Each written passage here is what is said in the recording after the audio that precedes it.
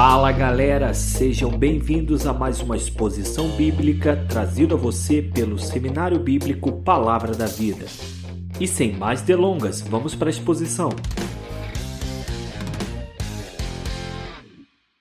Nós estamos na prisão e não é o SBT. Estamos com Paulo, naquela casa alugada, mas ele algemado, compartilhando conosco verdades preciosíssimas sobre a identidade do cristão em Cristo, as epístolas da prisão. Primeiro dia nós vimos em Efésios como a prática do cristão é alicerçada sobre o fundamento da nossa identidade, da nossa posição em Cristo. E Deus espera de nós então um andar digno dessa alta posição. Vimos ontem que a única realização, a alegria da vida cristã vem quando de fato temos a vida de Cristo sendo vivida através de nós para servir e não para ser servido. E muitos motivos de alegria profunda, não a oba-oba por causa das circunstâncias, mas sim por causa do nosso destino, entrelaçado com o destino do próprio Filho de Deus. Amanhã estarei apresentando um monólogo a caráter do livro de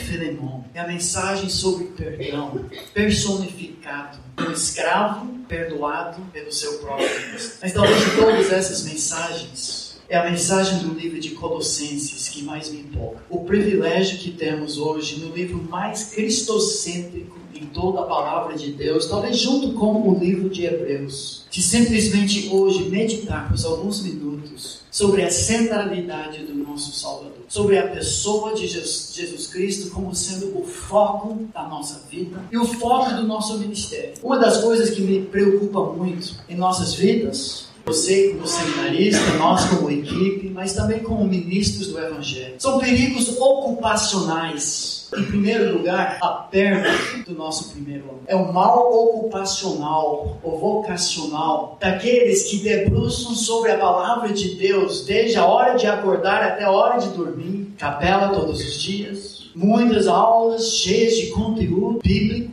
orações nas refeições, oração antes do tarefão, música evangélica no MP3, sermões, textos, leitura do livro da Bíblia inteira, cultão, cultinho, Bíblia. E às vezes, no decorrer de um ano, de 2 anos, de 4 anos, é muito fácil perdermos aquele primeiro amor com que nós chegamos. Naquele retiro vocacional, 5 anos atrás, 1 ano. Talvez no primeiro dia de aula, na chegada, aquela paixão, aquele desejo. Eu não acredito, tranquei a minha matrícula, larguei a minha loja, deixei a minha família, agora é só Bíblia, a palavra de Deus o tempo todo. Será que você ainda vibra assim? Ou perdeu-se alguma coisa no percurso? Será que o estudo sobre Jesus tomou o lugar de Jesus no seu coração? E a coisa não melhora muito quando nós estamos no ministério, alguns e muitos aqui talvez tempo integral, em aspas. Talvez junto com esse perigo de estudar a palavra de Deus para extrair da palavra de Deus uma mensagem, uma devocional. E muitos pastores, 6, 7, 8 mensagens por semana. A palavra de Deus virou um texto, um livro para extrair mensagens, estudos. Mas junto com isso, um perigo vocacional, a perda do foco da razão por trás de tudo isso. É muito fácil isso acontecer. A administração de coisas, de pessoas, de construções, há aconselhamentos que sugam a nossa própria vida, programas, coisas, bugiganga evangélica. E nós perdemos o foco da razão porque nós entramos nessa. Será que Jesus é de fato mais importante para mim do que todas essas coisas? Ele continua sendo o foco da minha vida. Ele é o foco, a razão do meu ministério. Muitos perdem isso. Hoje nós temos mais que nunca culto aos homens, astros, grandes homens, que perdem o foco eles mesmos às vezes e acham que eles são a mensagem. Cantores que ficam assinando CDs, DVDs, vendendo por todos os cantos, exigindo direitos e privilégios para cantar na sua igreja, para a sua plateia. E a gente pergunta, cadê Jesus em tudo isso? Todo o movimento gospel. E talvez mais ainda, como está meu primeiro amor hoje? O livro de Colossenses reajusta o nosso foco realinha a nossa vida. E a lembrança para nós hoje é justamente o fato de que o foco da minha vida e do meu ministério tem que ser a pessoa de Jesus Cristo. Não é tanto a obra do Senhor, quanto o Senhor da obra. Paulo da prisão nos lembra, nos sacode mais uma vez com essa mensagem tão contundente, tão importante. Uma mensagem ecoada pelo próprio apóstolo João, exilado, quando ele escreveu: conheço as tuas obras, assim o teu labor como a tua perseverança, e que não podes suportar homens maus, e que puseste à prova os que a si mesmos se declaram apóstolos e não são, e os achaste mentirosos. E nós somos craques nisso. Criticar os bispos, os apóstolos. Nós temos uma boa doutrina pela graça de Deus, mas podemos nos vangloriar disso. Tenho, porém, contra ti que abandonaste o teu primeiro. Boa doutrina, mas péssimo coração. Boa doutrina, mas pouca vivos. A mensagem do livro de Colossenses é muito simples. Eu só quero martelar essa ideia com os irmãos hoje. Que o livro de fato não é um livro complicado. Se divide muito facilmente naquelas duas partes. A posição, a prática. É um pouco diferente do que nós percebemos no livro de Efésios. O foco é um pouco diferente. Mas a mensagem é simples. Deus quer que Jesus Cristo seja o foco de todo o universo. Vimos isso em Efésios capítulo 1, versículo 10, o versículo que eu creio, porque eu entrevistei o nosso grande reitor Carlos Oswaldo. Quando eu perguntei e falei para o primeiro ano, qual é o versículo central de toda a Bíblia? A resposta foi Efésios capítulo 1, versículo 10, de fazer convergir nele todas as coisas. O universo centraliza-se em Cristo Jesus. E na medida em que nossa vida focaliza, centraliza-se em Cristo Jesus, estaremos alinhados com Deus em seu propósito. Então a pergunta: eu estou alinhado com esse propósito?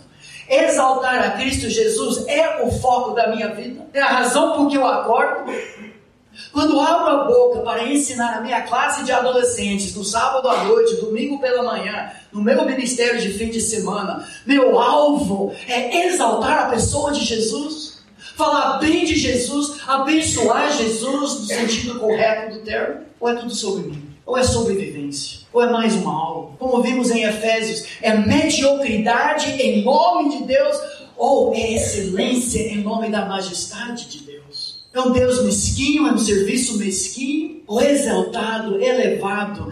De fato, eu estou exaltando a Cristo Jesus. Por isso me empolgo tanto com essa mensagem, porque se você não exaltar Jesus Cristo, quando prega o livro de Colossenses, você não faz em lugar nenhum das Escrituras. Deus me chamou para isso. Nas aulas de homilética nós destacamos muito quando falamos sobre pregação cristocêntrica. Não deve ser só no livro de Colossenses, mas Levítico, e Ageu, e Amós. Todos os caminhos levam a Cristo. Não alegoricamente, não como hermenêutica falsa, suspeita, mas entendendo que a razão das Escrituras é pregar Cristo e este crucificado. Será que isso está na minha mente cada vez que eu abro a minha boca para ministrar a palavra de Deus? Então esse livro que fala da primazia de Cristo Jesus, somente Ele pode satisfazer o coração do homem. Antes de entrarmos no livro, só quero mostrar para vocês alguns contrastes e conexões entre Efésios e Colossenses. São epístolas gêmeas, mas tem um foco um pouco diferente em cada livro. É muito interessante isso, que cada livro da palavra de Deus preenche uma lacuna em nossa vida, em nosso coração. Nós não vamos ter dois livros falando exatamente a mesma mensagem. E eu preciso, e você precisa, da mensagem distinta do livro de Colossenses, que junto com Efésios fecham uma doutrina interessante sobre a posição e prática do cristão. Efésios já nos falou sobre o corpo de Cristo, a igreja, composta de gentil e judeu em um só corpo para a glória de Deus, troféus da sua graça. Só que Colossenses trabalha mais a ideia da cabeça do corpo Cristo. Efésios trabalha o corpo de Cristo, a igreja. Colossenses enfatiza e muito o cabeça do corpo, que é Jesus Cristo. Mas talvez mais interessante que isso, o livro de Efésios trabalha da posição do cristão em Cristo. Lembra? 35 vezes em Cristo, em Cristo, em Cristo. Só que Colossenses muda o foco um pouquinho. Trabalha da posição de Cristo. Cristão, percebem a mudança? A posição do cristão em Cristo e agora a posição de Cristo, sua primazia, sua supremacia, sua glória reinando na minha vida. E ambos os livros levantam uma prática de Colossenses capítulo 1. Em primeiro lugar, a posição de Cristo no cristão. Capítulos 1 e 2 desenvolvem esse tema e de fato vai ser o foco da nossa mensagem, a base, porque depois disso veremos praticamente na mesma sequência o que já vimos em Efésios. Áreas onde Cristo quer reinar mesmo, ter a chave de todos os quartinhos, todos os armários do seu coração. Mas capítulos 1 e 2, depois de uma oração de agradecimento pela supremacia de Cristo na vida deles, pela expansão do Evangelho, do reino de Cristo Jesus, através dos Colossenses e outros ao redor do mundo, logo Paulo fala que Jesus Cristo é supremo. Ele é o máximo. Ele é o Salvador suficiente. É tudo sobre Ele. Somos bitolados? Somos. É lavagem cerebral? É. Mas eu nunca quero sair dessa trilha. Qualquer outra coisa. É uma outra coisa. Olha o texto, talvez mais cristocêntrico em toda a Escritura. Capítulo 1, versículos 15, 3. Falando de Jesus Cristo, o texto diz assim: Ele é a imagem do Deus invisível. Jesus é o Deus que nós veremos por toda a eternidade. 1,15. O primogênito de toda a criação. Quer dizer que ele tem toda a primazia. Não que ele foi criado como os gnósticos queriam entender. Uma emanação de Deus. Mas ele tem toda a preeminência. Pois nele foram criadas todas as coisas. Ele é o Criador, agente da criação, nos céus e sobre a terra. As visíveis, as invisíveis, sejam tronos, sejam soberanias, quer principados, quer potestades, tudo foi criado por meio dele. Mas olha a frase, e o quê? Para ele. Tudo! Seu bicho de estimação foi criado para Jesus. A minha horta, meu pomar, foram criados para Jesus. O meu corpo foi criado, foi feito para Jesus. Ele é antes de todas as coisas, nele tudo subsiste. Se por um instante ele retirasse sua mão seguradora, tudo iria se desfazer. Tudo seria derretido. Mas ele mantém pelo poder da sua boca. Ele é a cabeça do corpo da igreja. É por ele que existe a igreja. Não é para marketing, não é franchising, não é crescimento da igreja, não é rede ministerial, não é crescimento natural da igreja, não é igreja com propósito, não são programas. É Jesus. Ele é o princípio, o primogênito de entre os mortos, e nós seguiremos a Ele, para em todas as coisas ter Ele a primazia.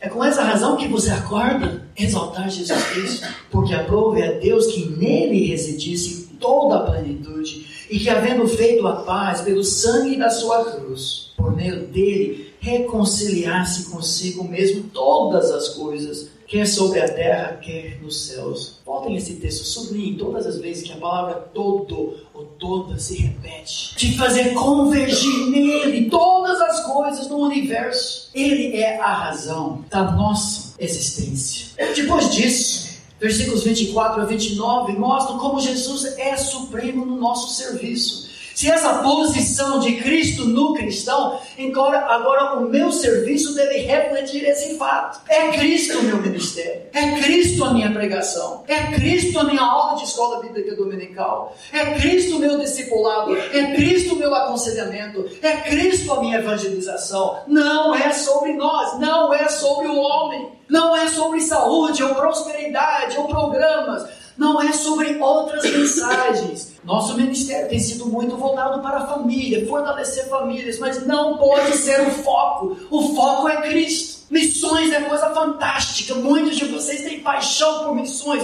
mas missões não é o foco. O foco é Jesus. Missões existem porque a adoração a Cristo não existe ainda em todos os cantos da terra. Não se perca na floresta. Nós temos que ver Jesus. Versículos 28 e 29, supremo no serviço, Paulo dá seu testemunho, sua filosofia de ministério, dizendo: o qual, Jesus, 27, Cristo em vós, a esperança da glória, o qual nós anunciamos. Lembra? Não quero saber nada entre vós, senão Cristo e este crucificado. Não são métodos, métodos, não são outras mensagens, não é conhecimento bíblico, não é teologia, é Cristo. Anunciamos advertindo a todo homem, ensinando a todo homem, em toda a sabedoria. Parece uma megalomania de Paulo, esses todos, mas ele está falando do propósito do universo, a fim de que apresentemos todo homem perfeito, completo em Cristo. Para isso é que eu também me afadigo, esforçando-me no ministério o mais possível, segundo a sua eficácia que opera eficientemente em mim. Não é nem a minha força, é a força que vem do Senhor. É Cristo, Cristo e mais nada. Cristo Jesus, o foco do serviço. Em terceiro lugar, nesses capítulos, sobre a posição do cristão, ele é supremo sobre as seitas, sobre as outras formas de se chegar a Deus. É que, irmãos, eu quero acampar um pouco, garimpar, porque capítulo 2 enfrenta uma série de dificuldades, situações que continuam até hoje, mas porque a estratégia de Satanás não muda. Eu não sei se você percebe isso, mas quanto mais tempo no ministério, mais nós reconhecemos um fato muito nítido, que o propósito de Satanás é desfalcar, tirar Jesus Cristo do centro do palco da história humana. Tudo e qualquer coisa que ele consegue para desviar a atenção da centralidade de Jesus, ele fará. Seja exaltando Maria, seja através de imagens, estátuas e santos, seja através de programas e marketing e franchising, seja através de programas legais e bons, seja através de palestras e pregações sobre autoajuda, emagrecimento evangélico e tantas outras bobagens. Não que o senhorio de Cristo não se aplique em todas as áreas da nossa vida, mas, meus amigos, não podemos perder de foco que Jesus é a mensagem. Não são esses trecos, bugigangas, coisas, aberrações teológicas na história da igreja, quase sempre, com pouquíssimas exceções, focalizam a cristologia. Por que isso? Porque essa estratégia de Satanás. Ele odeia a pessoa de Cristo. Ele queria ser o Cristo exaltado acima de tudo e de todos, e ainda luta para isso. Nas igrejas, ele substitui a mensagem de Jesus por mensagem sobre demônios. Em muitas igrejas tem mais palavras sobre os demônios do que sobre Jesus Cristo. Em algumas igrejas é sobre fenômenos espirituais, classes espirituais, de pessoas que profetizam, têm visões, falam em línguas. Em outros lugares é conhecimento teológico. Para outros é saúde, prosperidade. Em algumas igrejas é regras, se você não andar de acordo com essas regras e tradições de homens. Mas perde-se o foco em Cristo, a paixão por Cristo. Teologia, irmãos, é extremamente importante, mas uma teologia sã aponta para Cristo. E quando fica como um fim em si, Satanás também. Nesse capítulo 2, nós encontramos isso de várias maneiras. Versículos 6 a 10, de fato, olha para 2:8. Já no primeiro século, a estratégia satânica entrava em vigor. O capítulo 2 é cheio disso, pessoas desajustadas, perdendo o foco e o primeiro amor. Cuidado, que ninguém vos venha enredar com sua filosofia e vãs sutilezas, conforme a tradição dos homens, conforme os rudimentos do mundo, e não segundo Cristo. Porque nele habita corporalmente, talvez contra os primeiros gnósticos, querendo que Jesus não fosse Deus homem, mas uma emanação, mas toda a divindade habitando corporalmente em Cristo. Também nele estáis aperfeiçoados, ele é o cabeça de todo o principado e potestade. Filosofismos, vãs sutilezas, mistura de filosofia grega junto com algumas verdades judaicas. Legalismo faz a mesma coisa, versículos 16 e 17. Ninguém, pois, vos julgue por causa de comida e bebida, dia de festa, ou lua nova, ou sábados, porque tudo isso tem sido sombra das coisas que haviam de vir, porém o corpo é de Cristo, a substância é de Cristo. Algumas dessas coisas apontavam para Cristo, mas Cristo já veio. Esquece desses negócios de performance, de leis, de rituais e tradições. É Jesus. Naqueles dias como hoje, misticismo, Outra técnica de Satanás para desviar a atenção de Jesus. Versículos 18 e 19. Ninguém se faça árbitro contra vós outros, pretextando humildade e culto dos anjos. É impressionante como tudo volta, que nem moda, né? Culto dos anjos, preocupação com anjos. Anjos são legais. Eu me casei com um anjo, mas não para ser adorado. Baseando-se em visões, enfatuado, sem motivo algum na sua mente carnal, essas invenções, aberrações teológicas, e não retendo a cabeça, da qual todo o corpo suprido e bem vinculado por suas juntas e ligamentos, cresce o crescimento que procede de Deus. Todo esse misticismo tem o alvo satânico de desviar a atenção do propósito do universo. E até disciplina corporal, ascetismo, nos versículos 20 a 23. Se morrestes com Cristo para os rudimentos do mundo, porque como se vivesseis no mundo, vos sujeitais a ordenanças. Não manuseis isto, não proves aquilo, não toques aquilo outro, segundo os preceitos e doutrinas dos homens, pois que todas essas coisas com o uso se destroem. Nada disso vai ficar. O culto de si mesmo e falsa humildade, rigor ascético, todavia não tem valor algum contra sensualidade. Não é o coração, são coisas externas, não é transformação interior. O que Deus mais quer. Todos esses são inimigos da cruz de Cristo. Hoje é uma questão de só mudar o nome. Em alguns casos nem isso. Mas eu gostaria de sugerir para os irmãos que a ideia desse livro, para alguns a proposição, é a ideia de que exaltar a Cristo Jesus tem que ser o foco, não somente da minha vida, mas do meu ministério. Eu preciso pregar o Evangelho a mim mesmo quanto a isso. E mais ainda em nossos dias, porque como muitos têm observado, é incrível como pareça, mas o berço das seitas tem sido a igreja evangélica, porque perdemos o foco. E no nosso berço nasce muita seita e muita gente desviada, que já aprenderam isso na igreja, que era tudo menos Cristo. Eu sei que eu já contei para quase todos, mas quando eu penso nisso, eu não posso deixar de contar aquela historinha, daquela peça de Natal que aconteceu no meu estado, uma escola evangélica onde meus filhos estudaram durante e foi uma peça de Natal lá no palco, e a netinha da diretora daquela escola tinha o papel de Maria na peça. E ela entrou lá, estava fazendo todo carinho no pequeno Jesus, ao lado de José, um menino de 5 anos de idade. E entravam pastores, entravam os magos, meio fora do tempo, mas entravam. Entrava camelo, criança vestida de camelo e tantas outras coisas. Até o palco fica cheio de gente. Enquanto toda a plateia estava assistindo, de repente as pessoas viam um boneco Jesus levantado por Maria, acima de todos, e abanado assim. E todo mundo deu risada e a peça terminou. Não dava um script. E a vovó diretora perguntou para a netinha: querida, por que você fez aquilo? E a resposta dela é tão importante para nós. Vó, tantas pessoas e bichos e coisas estavam tomando o lugar de Jesus que eu precisava levantá-lo. Não é isso, gente. Não precisamos voltar ao nosso primeiro amor por Jesus, o Senhor da obra, e não tanto a obra do Senhor. Não é isso quando nós ministramos, quando nós pregamos. É muito legal pegar textos desconhecidos. Eu tenho a minha vez agora pregar, eu vou mostrar quanto eu sei sobre o livro de Sofonias. O livro de Sofonias aponta para Jesus, o Messias. Mas será que a minha pregação, minha mensagem, minha classe, meu discipulado focaliza Jesus?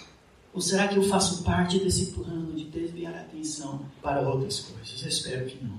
Baseado em tudo isso, a segunda parte do livro, sei que alguns alunos do primeiro ano estão até preenchendo, precisam preencher, e amanhã nós vamos ter um relatório sobre isso. Mas o livro então constrói sobre esse fundamento. Eu só quero alistar para vocês como trabalha a segunda parte do livro.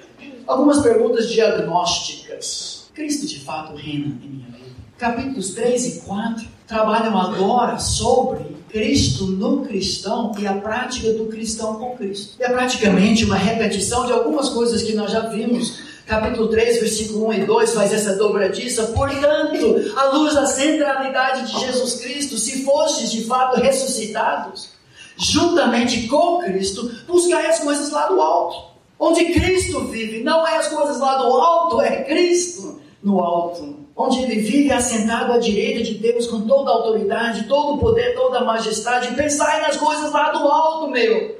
não nas coisas que são aqui da terra. E agora ele aplica isso para a nossa vida. Cristo de fato tem a chave de todas as áreas da minha vida. A gente fala assim, mas agora tem algumas provas, algumas perguntas diagnósticas. Só vou listar para vocês. Cristo reina nos meus pensamentos? Focalizados no céu, onde Cristo vive? Acabamos de ler versículos 1 e 2. Ou eu estou focalizado em coisas aqui da terra? Preocupações, ansiedades, tratamos disso ontem. Quando eu acordo, as primeiras coisas que eu penso: como eu vou pagar essa mensalidade? Como eu vou fazer aquela monografia? Temos que ensaiar para o esquete lá de Provérbios. Ou é Cristo? Segundo lugar, Cristo reina sobre os desejos da minha carne. Cristo de fato é Senhor no meu entretenimento. Os programas que assisto, as músicas que eu escuto. Não estou falando de legalismo, estou falando de cristocentrismo. Estou falando sobre lavagem cerebral, pensando nas coisas lá do alto, não da sensualidade. Eu estou lutando contra os desejos malignos, os pensamentos impuros, as práticas impuras, a masturbação, a pornografia e outras artimanhas do inimigo que querem tirar Jesus Cristo do centro e idolatrar sexo. Será que Cristo reina assim na minha vida? Eu só canto: reina em mim. Terceiro lugar, Cristo reina sobre minha língua, a minha ira, as emoções. Versículos 8 e 9 de capítulo 3. Agora, porém, despojai-vos igualmente de tudo isto. Tira do trono da sua vida ira, indignação, maldade, maledicência, linguagem obscena, piadas com duplo sentido. Não mentais uns aos outros para você se projetar, uma vez que os despistes do velho homem com seus feitos, agora é Cristo. Ele reina na minha língua. Em quarto lugar, Cristo reina nos meus relacionamentos, principalmente a área de perdão. Se eu me vejo como perdoado de uma dívida enorme, eu estendo esse perdão para meu ex-namorado, minha ex-namorada. Aquela pessoa que prometeu me sustentar aqui no seminário e não deu nem sequer um tostão, eu consigo perdoar no meu coração. Aquele colega de quarto do semestre passado, tão chato, não consigo nem olhar direito. Aquele professor, orientador que teve ousadia de me deitar, de me confrontar, ou colocar vermelho no meu trabalho fantástico, perfeito. Do meu pai, que judiava de mim, que me abusou sexualmente. Padrasto. Dos meus pais que se divorciaram quando eu era pequeno. Se Cristo me perdoou, como não perdoar? Versículos 12 a 14. Revesti-vos, pois, como eleitos de Deus, santos e amados, de ternos afetos de misericórdia, de bondade, de humildade, de mansidão, de longanimidade, suportai-vos uns aos outros, perdoai-vos mutuamente. Assim como o Senhor vos perdoou, assim também perdoai vós. Eu perdoo de coração. Em quinto lugar, a palavra de Cristo reina na minha vida.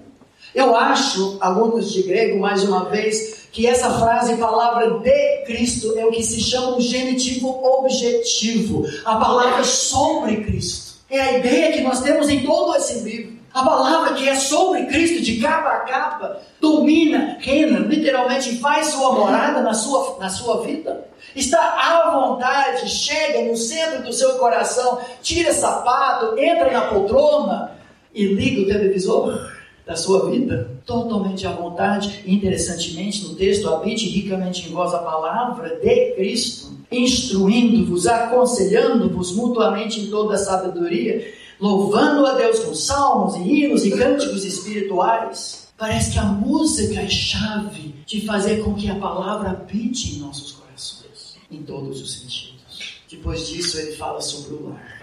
Cristo é Senhor mesmo da minha família.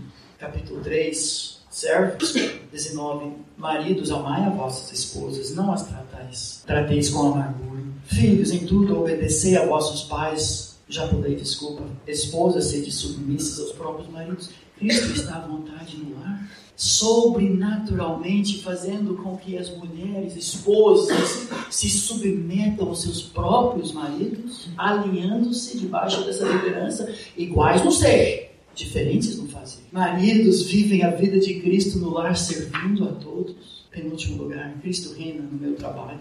Versículo 23, tudo quanto fizerdes, fazei-o de todo o coração como para o Senhor. É Cristo. Ele termina. Cristo reina no meu falar sobre evangelismo. Capítulo 4, versículo 5. Portai-vos com sabedoria para com os que são de fora. Aproveitai as oportunidades. Comprem de volta os momentos de falar de Cristo. A vossa palavra seja sempre agradável. O texto literalmente é com graça. Apontando a graça, temperada com sal, para saberdes como deveis responder a cada um. Cristo reina no meu falar de tal forma, não fanático, mas de coração, porque Ele reina no meu coração. Depois disso, o livro termina simplesmente listando o nome de muitas pessoas que Paulo não havia visitado ainda. Ele nunca foi para Colossenses, nessa época não havia ido para Colossenses, mas ele fala de um monte de gente que vivia esse tipo de vida com cidadãos, colaboradores. Mas o que ele ressalta mais que qualquer outra coisa, qualquer doutrina, qualquer mensagem, qualquer ênfase de vida que toma o lugar central de Jesus Cristo é uma ameaça à fé verdadeiramente cristã. Exaltar a Cristo tem que ser o foco da minha vida, o primeiro amor, o foco do meu ministério. Cristo e este crucificado. Exaltar a Cristo é a razão do nosso ser. Que nós façamos isso nesse dia. Deus os abençoe. Senhor, por favor, guie-nos esse dia para termos vidas centradas na pessoa de Jesus Cristo, pela Tua graça e para a Tua glória. Oramos em nome de Cristo. Amém. E essa foi mais uma exposição bíblica. Obrigado por ter ouvido. Para saber mais, nos siga no Facebook e no Instagram, SBPV Brasil. Palavra da Vida. Teologia para vida e ministério.